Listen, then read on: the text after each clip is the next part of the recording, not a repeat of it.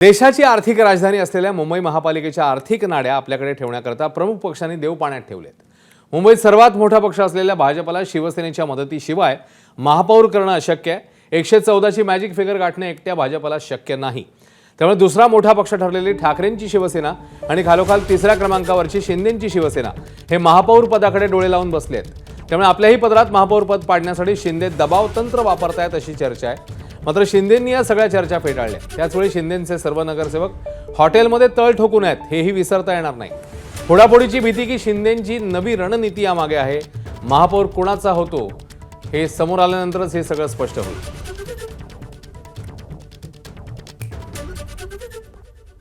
118 नगरसेवक महायुतीचे निवडून आलेले असल्यामुळे महायुतीच्या 118 पैकी एक नगरसेवक किंवा नगरसेविका या ठिकाणी महापौरपदी विराजमान होईल।